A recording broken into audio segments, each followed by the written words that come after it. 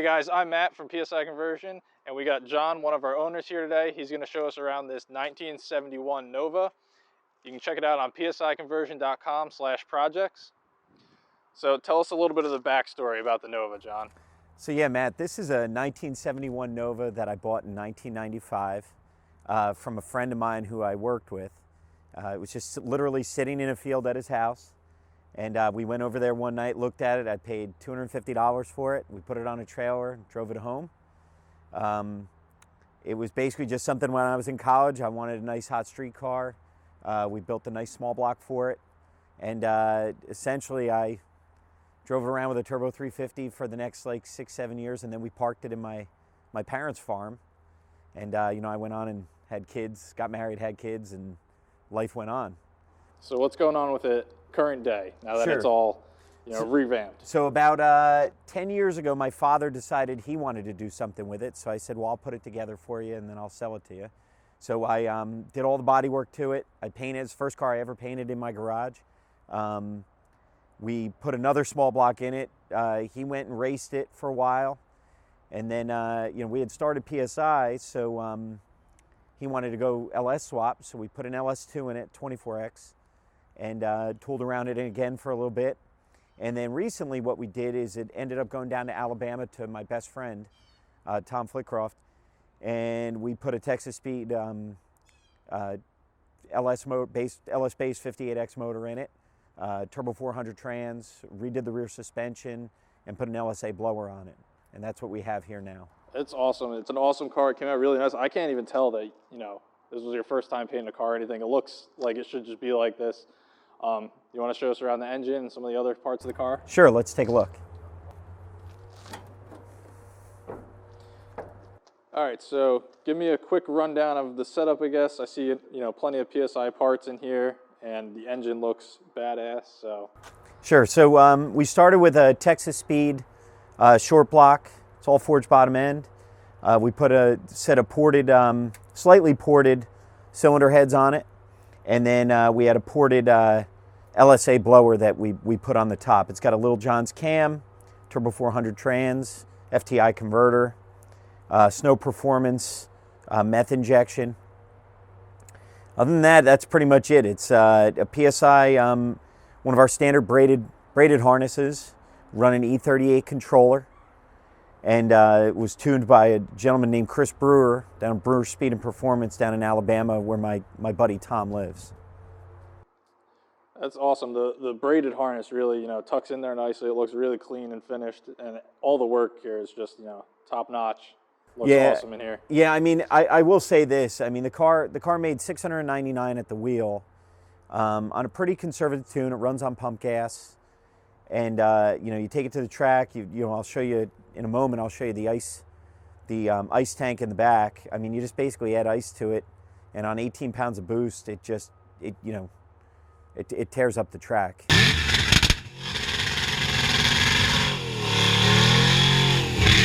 It's got ladder bar suspension with a Ford 9-inch, a 355 rear, and the street manners are ridiculous. I mean, it is awfully loud.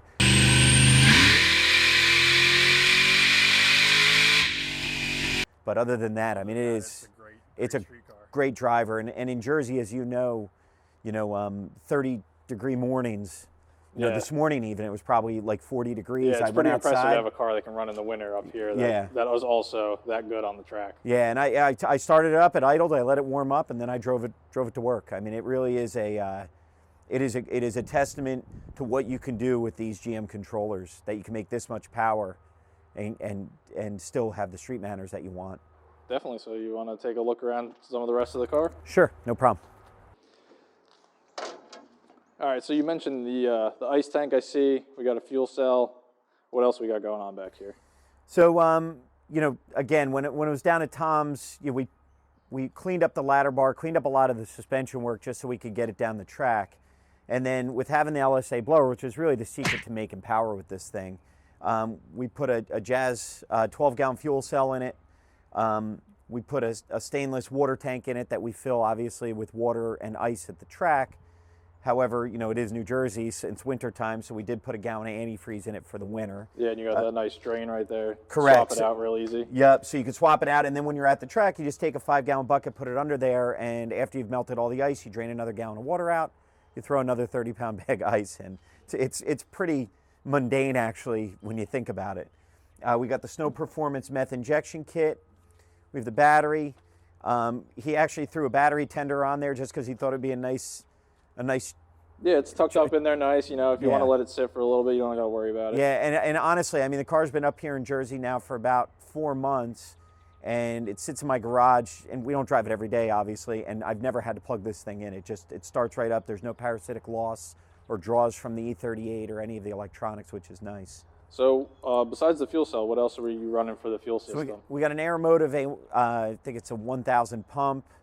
Their filter system, we're running Dash 8 line. We got supplies and returns. And really, it's pretty much off-the-shelf stuff, that pretty much all the stuff you can buy from PSIconversion.com. Awesome. Good to hear that. So, I mean, everything's clean back here, but, you know, nothing much else going on past what we talked about. You want to take a look underneath or inside? Yeah, we take a look at the interior. All right, so, you know, just on a quick glance, I see all, you know, the expected gauges and, you know, some switches and stuff, but what's going on in here? So, essentially, this is kind of your bare bones 1990s era interior. We did buy a set of Kirky seats we're going to be putting in it just for a little bit more comfort. You know, you got your standard gauges. There's some switches in there you may not be able to see, but, you know, we got a switch for the transmission cooler fan, which the trans cooler is under the car. We have a switch for obviously for the radiator fans, for the ice pump, to either turn on. It's always on when the vehicle's on. However, if you're in the pits, keep it running. If you want to keep it running to cool it down in the pits, you can. And then we have a line lock and a trans brake. Further under there, you can see on the passenger kick panel, that's where we mounted the fuse relay center and the E38 controller. That's one of the nice things about a PSI harness is we give you 4 to 5 feet of length from the back of the cylinder head, so everything mounts nice and neat under the dash.